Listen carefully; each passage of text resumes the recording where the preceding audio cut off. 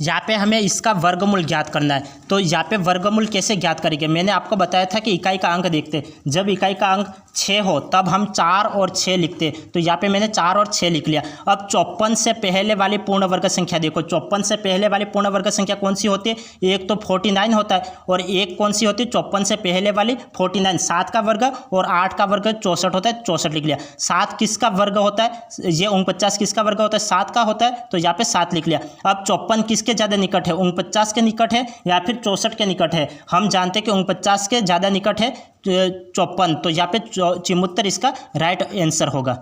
74 इसका right answer होगा। तो ये किसका वर्गमूल है, ये 74 का वर्गमूल है। अब नेक्स्ट देखिए, यहाँ पे 15,346 दे रखा है। तो यहाँ पे इकाई का अंक 6 है, तो 6 हो तब हम क्या लिखते हैं, 4 लिखते हैं और 6 लिखते हैं। तो मैंने 4 और 6 लिख लिया।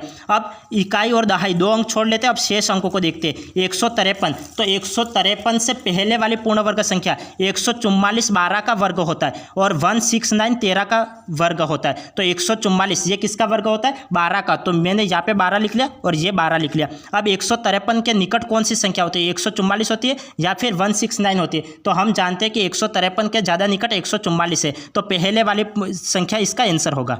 यदि ये निकट होती तो बाद वाली संख्या आंसर, ये निकट है तो ये संख्या इसका आंसर होगा।